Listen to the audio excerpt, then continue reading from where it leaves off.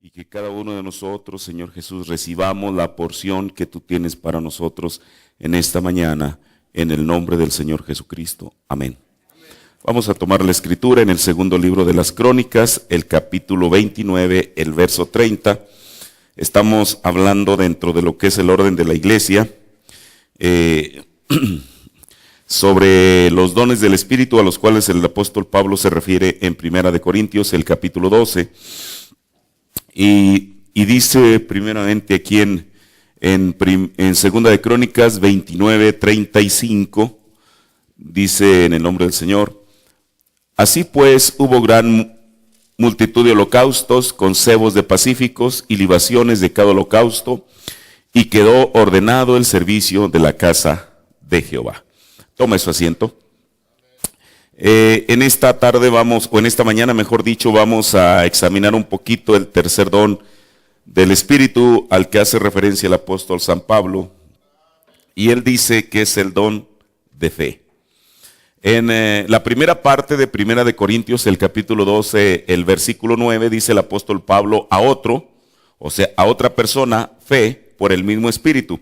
O sea, el don de fe que es dado por medio del Espíritu Santo.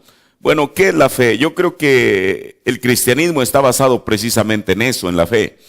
Y el apóstol Pablo nos da una definición exacta y clara en Hebreos, el capítulo 11, el verso 1, es el capítulo de la fe, y él comienza, antes de hablarnos de los grandes héroes de la fe, él comienza dándonos una definición de qué es la fe. Y mire, en la versión antigua dice, es pues la fe la sustancia. Mire, yo estaba viendo lo que en el griego significa la fe, y la fe es algo cierto. El profeta dijo que el mayor enemigo que la fe tiene es la esperanza. No es la incredulidad, es la esperanza. Porque a veces uno piensa que cree, pero realmente lo que hace es esperar.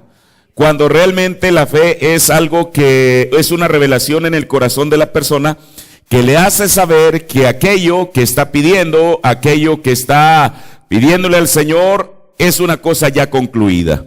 Mire, el profeta de Dios nos dice, creo que hablaba de, no sé si era de su propio padre, que en alguna ocasión, él todavía no creía la palabra, bueno, la creyó hasta los últimos momentos de su vida, pero dice que en una ocasión Charles Branham andaba arando como los campesinos lo hacen, con aquella yunta de caballos, y entonces de pronto, o tenía una milpa, mejor dicho, no es que estaba arando, tenía una parcela de maíz, y entonces el hombre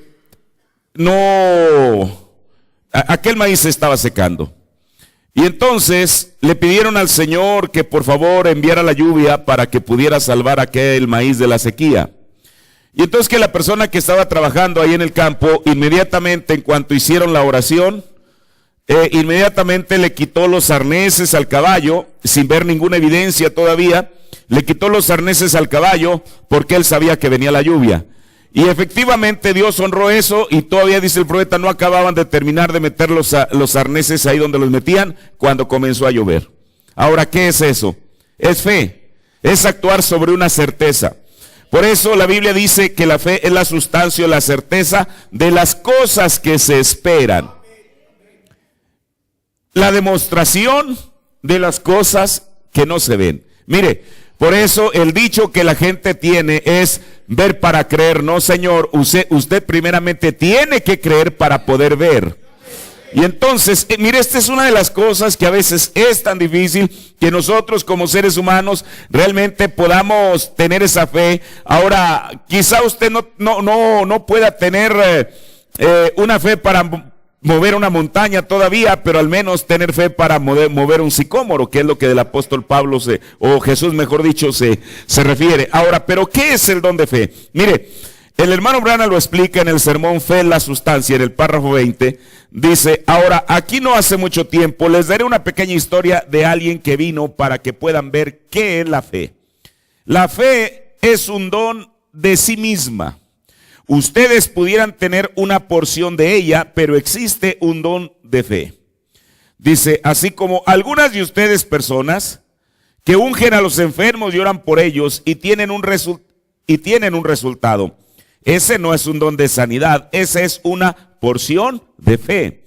Pero ese don no es un don directo de sanidad, pero existe un don directo de sanidad. Solo existe un don directo de fe. Solo existe un don directo de milagros y demás. Hubo en la Escritura, los apóstoles lo tenían y ellos hicieron obras poderosas de Felipe y todos ellos, pero ese era un don de sanidad.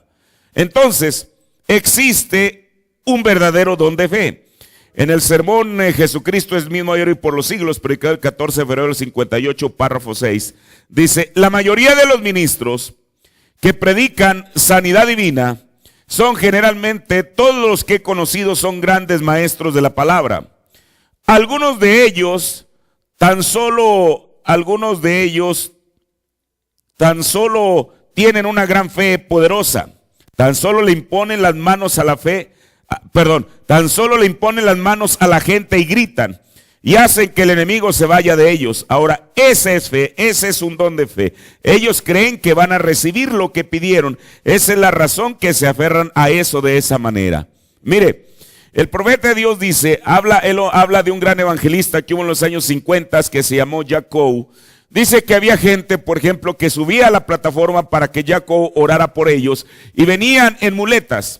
Ahora, ¿qué es lo que hacía Jacob? Bueno, a lo mejor él usaba un método radical, pero sin embargo daba resultados. Dice que si una persona venía en una muleta, subía a la plataforma de eso, dice que lo que hacía es que tomaba la muleta y allí mismo en la plataforma la hacía pedazos. ¿Para qué? Para que la persona que venía a que se orara por ella sabía que sanaba o sanaba. Porque aquel instrumento que lo traía a la plataforma ya no existía. Ahora dice el profeta. Ahora, esa es fe, es un don de fe. Ellos creen que van a recibir lo que pidieron. Esa es la razón que se aferran a eso de esa manera. En el sermón, ¿por qué? Predicado el 26 de noviembre del 60, párrafo 4, dice: y ven ustedes, la sanidad divina no está en un hombre de todas maneras, ven, está en una obra terminada. La fe de ustedes en una obra terminada. Y un don de sanidad meramente es un don de fe para sanidad. Ven, ahora, un don de sanidad ni siquiera tiene que estar en un pastor. Puede estar en un laico, el laico puede tener la misma cosa.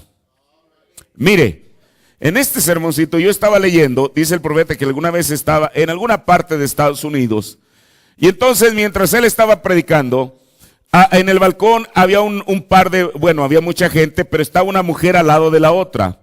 Y entonces dice que una de ellas, una mujer que estaba al lado de la otra, sintió compasión, lo que haya sido, por la mujer que estaba enferma a su lado.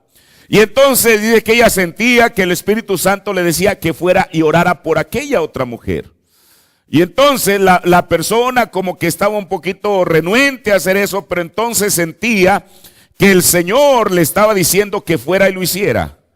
Dice, finalmente, aquella mujer se levanta y entonces va y le dice a la persona enferma que iba a orar por ella. En cuanto ora, aquella mujercita enferma inmediatamente recibe su sanidad. Fue un milagro allí mismo. Dijo el hermano Branham que cuando el discernimiento vino, y creo que aquella mujer pasó por la fila de oración, el hermano Branham le dijo: señora, usted ya no tiene nada, usted acaba de ser sanada por la oración de la otra mujer. ¿A qué me refiero con esto? Mire, porque el profeta dice en esta última parte, ahora un don de sanidad ni siquiera tiene que estar en un pastor, puede estar en un laico. El laico puede tener la misma cosa. ¿Por qué? Porque la promesa de sanidad no es solamente para que el predicador o el ministro ore. Cualquier persona que es un creyente en la palabra está facultado por la promesa de Dios para orar por los enfermos, y no solamente orar por ellos, sino que ellos sanen.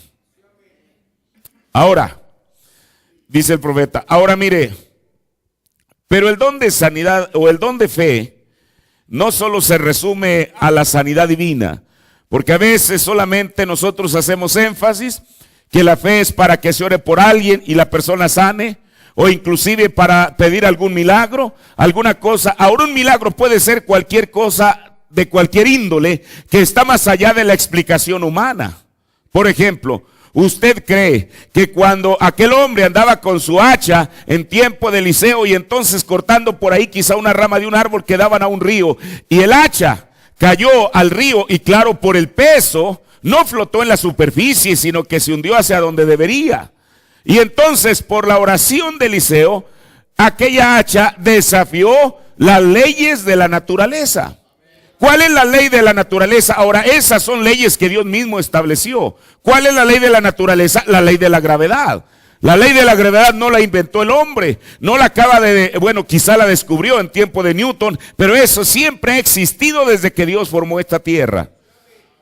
Ahora, el hecho de que un hacha, que científicamente, digamos de esa manera, no es posible que pueda flotar. Si hubiera sido algún globo, algún balón o algo, bueno, uno sabe que usted lo pone, va a salir a superficie, pero un hacha no. Sale. ¿Qué es eso? Es un milagro.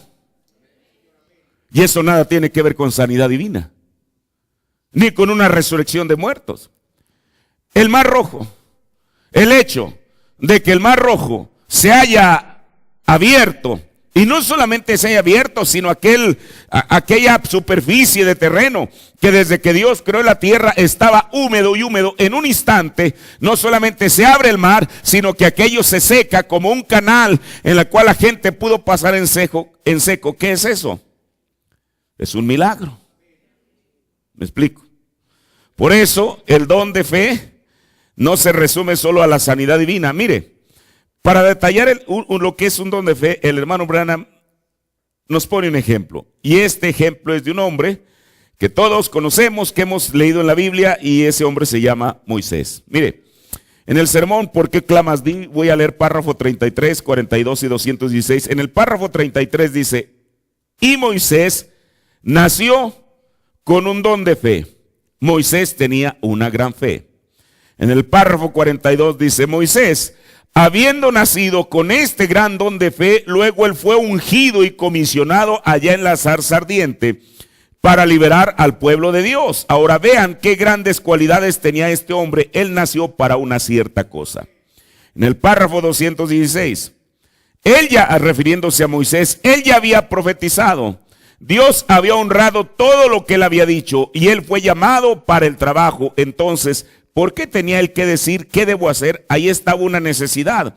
Solo era cuestión de que él lo hablara. Dios deseaba que Moisés pusiera a trabajar aquel don de fe que él le había dado. Dios lo había vindicado, era la verdad. Y Dios deseaba que Moisés deseaba que el pueblo viera que él estaba con Moisés. Ahora mire, si el profeta de Dios nos dice que Moisés tenía un don de fe, precisamente en el capítulo de fe de la Biblia, que es el capítulo 11 de Hebreos, el Pablo, en el capítulo 11, en el verso 23, dice que por fe los padres escondieron a Moisés porque le vieron niño hermoso. Ahora, pero eso, mire, eso hicieron los padres por fe. Pero ahora eso fue lo que ellos hicieron. Pero ahora, si el profeta nos dice que Moisés tenía un don de fe, ¿qué fue lo que hizo Moisés? Mire, porque la fe es tan amplia y se puede aplicar en tantas circunstancias de la vida. Mire, por ejemplo, leamos lo que Pablo dice en Hebreos 11:24, dice: por fe Moisés, que dijo el profeta que Moisés tenía un don de fe. Por fe Moisés, hecho ya grande, rehusó ser llamado hijo de la hija de Faraón. Ahora, pensemos en esto. El profeta nos dice que Moisés tenía un pie en el trono. Él era quizá de las personas de confianza del Faraón. Y entonces, él estaba para ser el próximo Faraón. Sin embargo, ¿qué fue lo que hizo que Moisés rechazara, rehusara ser llamado el hijo de la hija de Faraón? El apóstol Pablo nos dice que fue la fe. En otras palabras, el don de fe que dijo el hermano Branham que Moisés tenía. mire, esto nos enseña algo. ¿Por qué? Porque muchas veces para tomar cualquiera de nosotros a diario en nuestras vidas tomamos muchas decisiones. Quizá nosotros no estemos en la posición de Moisés para ser el próximo presidente de la República, para ser el próximo gobernador del estado o incluso el próximo presidente municipal. Pero sí, hay cosas en nuestra vida cotidiana sobre las que tenemos que decidir, y la única manera que la persona pueda decidir la cosa correcta es que lo haga por medio de la fe. Porque esa es una de las cosas a las que el apóstol Pablo atribuye que Moisés haya dejado a un lado los privilegios, la riqueza y la posición que Egipto le ofrecía. ¿Para qué? Para identificarse con un pueblo que eran menospreciados por los egipcios. Pero Pablo dice que por la fe, por ese don de fe que Moisés tenía, fue que él le dio la espalda a todo aquello que Egipto tenía que ofrecerle. Por eso, mire, esa es un buen principio. La fe es la base, el fundamento de cualquier cosa en el cristianismo. Si usted vino a Cristo, lo tuvo que haber hecho por fe. ¿Fe en qué? Fe en Jesucristo, fe en su palabra, fe en sus promesas. Ahora mire, Pablo sigue diciendo: escogiendo antes ser afligido con el pueblo de Dios que gozar de las comodidades temporales de pecado. Ahora, ¿por qué fue que Moisés escogió ser afligido con el pueblo de Dios que gozar de comodidades temporales de pecado? Fue por medio de la fe. Y luego aquí hay algo: teniendo por mayores riquezas. Ahora, él sabía que ser un faraón de Egipto, digo, el profeta en aquel tiempo era la primera potencia del mundo.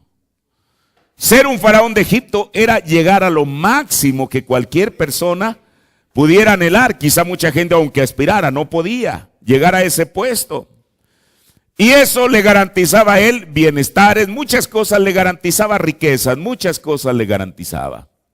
Sin embargo, por ese mismo don de fe, Moisés rechazó, hizo a un lado las riquezas que Egipto le estaba ofreciendo para llevar el vituperio por causa de Cristo. Ahora, pero la fe tiene que estar basada en algo. Y dice la Biblia, porque miraba a la remuneración. ¿Qué es una remuneración? Es un pago. O sea, Egipto, le estaba dando algo temporal, algo terrenal, pero él estaba mirando más allá lo que el Señor le estaba ofreciendo. Ahora mire, y yo creo que esto se viene perfectamente a nosotros. Cuando una persona tan solo deja de ver las cosas temporales, y quiero decirle algo, y el diablo ha malbaratado su oferta, porque al menos, hasta el conocimiento que tengo, a ninguno de nosotros nos ha ofrecido a cambio del cristianismo que seamos ni siquiera el presidente del municipio. ¿O sí? Mucho menos el gobernador, mucho menos el presidente, mucho menos Bill Gates o el señor Slim, no. ¿Por qué? Porque él ha malbaratado su oferta. A veces, él le ofrece a la persona cualquier cosa miserable del mundo. Y a veces uno cae en usted sabe, en esa proposición que el enemigo lo hace y uno lo acepta en vez de estar mirando a la remuneración. Vida eterna, ¿quién la puede comprar? Por eso, cuando el apóstol Pablo habla en el capítulo 4 de Romanos y dice que no hay justo ni siquiera uno, y dice que por cuanto todos pecamos estamos destituidos de la gloria de Dios, si uno toma esas escrituras solamente y no existiera más, entonces cada uno de nosotros estamos perdidos y condenados. Y Dios Jesucristo, sabiendo eso, le reveló al apóstol Pablo que aunque todos pecamos y estuvimos destituidos de la gloria de Dios, Dios nos dio su don de vida eterna gratuitamente. ¿Qué es algo gratuito? Algo que no nos cuesta. Entonces, Moisés, con aquel don de fe, no importaba cuántas cosas él pudiera tener acceso. Mire, yo no sé si él pensó esto, pero el profeta dice, y es una verdad. Él dijo, yo he estado en Roma, dijo él, donde se sentaron los grandes césares. Dijo, y uno tiene que cavar 3 metros para encontrar los lugares donde ellos se sentaron. ¿Quién eran los césares? Bueno, aparte de gente corrupta y todo lo demás, eran aquellos que gozaban todos los privilegios en Roma. Mire, y eso es una gran verdad. Efectivamente, yo el año pasado estuve ahí, donde ellos se sentaron, a lo mismo que el hermano Branham se refiere. Y sabe una cosa, hoy en día solamente quedan ruinas de aquellos lugares, pero efectivamente han escarbado cerca de 3 metros. Usted puede ver hacia abajo, hay como una barandilla, y entonces usted puede ver, hay una explanada donde ellos se sentaron. Yo digo, ¿qué beneficio les hizo? Su imperio llegó a la ruina, y sus huesos al polvo, y su alma perdida. Ahora él dijo, yo he estado en Egipto, dijo él, el hermano Branham, donde se sentaron los grandes faraones. Y él dijo lo mismo, uno tiene que cavar 3 metros para encontrar el sitio donde ellos se sentaron. Moisés, él hubiera tenido exactamente la misma cosa. Él se hubiera sentado en ese mismo lugar. ¿Y qué hubiera quedado de él? Quizá hoy en día habría por ahí algún jeroglífico que hiciera mención a Moisés. ¿Pero eso qué? Al final de cuentas, ¿qué beneficio le hace al hombre lo que la historia pueda hablar bien o mal de él si su alma está perdida? Por eso Moisés, con este don de fe, pudo mirar más adelante. Pudo decir, sí, yo me puedo sentar ahí donde se han sentado los otros faraones, los antecesores del faraón presente. Dijo, pero ¿qué fue de ellos? A pesar de lo supersticioso que eran los faraones, y usted sabe cómo es que ellos decían que tenían animales como dioses que los encaminaban al más allá, pero después de todo era algo que ¿quién tenía la certeza? Pero Moisés sabía que él podía rechazar todas aquellas riquezas temporales porque miraba a la remuneración. Luego Pablo dice, sigue diciendo, por la fe o por fe dejó Egipto, no temiendo la ira del rey. ¿Por qué lo hizo? Por el don de fe que estaba en él. Porque se sostuvo como viendo al invisible. Ahora, el apóstol Pablo dijo en Corintios que nosotros no miramos las cosas que se ven, sino miramos las cosas que no se ven. Ahora, ¿cómo podemos mirar las cosas que no se ven? No a través de estos ojos físicos, sino a través de la fe. Ahora mire, ¿por qué el cristianismo se ha sostenido durante más de 2000 años? Y como decíamos en alguna ocasión, si Jesús solamente hubiera sido un filósofo como la gente piensa, o un buen maestro, el cristianismo desde tiempo atrás fuera historia solamente. ¿Pero por qué? Porque se ha sostenido, cada hijo de Dios, en cada edad, en cada tiempo, se ha sostenido como mirando a lo invisible, así como Moisés. Y luego dice, por fe celebró la Pascua y el derramamiento de la sangre. Ahora esto ya fue bajo el mandato de Dios. Eso quiere decir que es la fe aquella que lleva a cada creyente a obedecer su palabra. Para que el que mataba a los primogénitos no lo tocase. Si el Señor le dijo, mira, va a pasar el ángel de la muerte, y la única manera que tú puedes hacer de que el ángel de la muerte, o puedes lograr de que el ángel de la muerte no toque a tu primogénito, es que la señal esté desplegada en el dintel de la puerta. Ahora, ¿qué tal si un judío esperó hasta el último momento y decir, bueno, yo voy a esperar, esto que está diciendo Moisés realmente yo no tengo la certeza de que sea así, y espere hasta el último momento? no le hubiese servido, porque el ángel de la muerte ya estaba pasando en Egipto. Por eso Moisés dijo que él por fe desplegó la señal en su hogar y le dio la señal a los hijos de Israel para que también la desplegaran, pero fue en un acto de fe. Y la fe produjo sus resultados. Por la fe, por fe, pasaron el mar Bermejo como por tierra seca, lo cual, probando los egipcios, fueron sumergidos o ahogados. Ahora, ¿qué hizo esto Moisés? Bueno, lo hizo a través de aquel don de fe que dice el profeta Dios que él tenía. Entonces, como decíamos, el don de fe no está supeditado solo a la sanidad divina, sino a cualquier circunstancia en la vida donde se deba de emplear. Mire, y una vez más el profeta nos enseña algo más sobre el don de fe. Y aquí está algo, esta es una clave importante. En Paradoja, predicado el 17 de enero del 65, en el párrafo 171, dice él: un don de fe no es algo que uno toma y con el que hace algo. Un don de fe es que uno tan solo se haga a un lado. Oiga, ¿esto estará complicado para entenderlo? Se lo voy a repetir.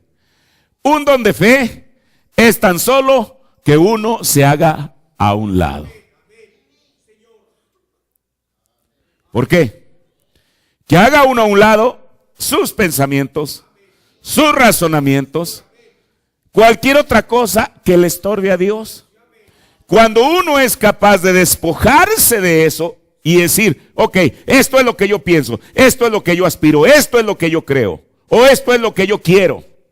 Si uno es capaz de dejar eso a un lado, entonces la persona está en posición de tener un don de fe. Dice él, un don de fe es que uno tan solo se haga a un lado. El don de fe es hacerse a un lado uno mismo. Mire, bueno, el aprenderlo de memoria es fácil. Es más, yo me lo puedo aprender de memoria y se lo puedo repetir. El don de fe es hacerse a un lado uno mismo. Está fácil, yo creo que no batallamos ni siquiera para aprenderlo de memoria. Pero el asunto es que tengamos la determinación de hacernos a un lado.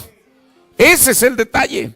Cuando la persona es capaz de hacerse a un lado, entonces es cuando Dios es capaz de obrar a través de ella. Ahora estoy terminando. Al igual que cualquier otro don, este don puede ser usado de una manera correcta, el don de fe, o de una manera incorrecta. Mire, el profeta nos habla de Balaam y dice en el sermón, cambia Dios su modo de pensar con respecto a su palabra, párrafo 167. Dice, Balaam tenía un don de fe y podía haberlo usado para la palabra perfecta y original de Dios. Muchos hombres en el campo hoy con dones de sanidad podían hacer lo mismo. Muchos hombres aquí afuera, gente hablando en lengua, la gente profetizando un don, podían usarlo para el reino de Dios, pero no lo hacen. Ellos toman y Dios los bendice. Como quiera, reciben la voluntad permisiva, pero por causa de la popularidad y placeres, ganancias personales, vendieron sus primogenituras, como lo hizo Esaú. Ven, se vendieron a una organización, se vendieron como Balaam. Ven, muchos hoy en día están haciendo lo mismo. Nosotros sabemos lo que es correcto, ellos venden su primogenitura.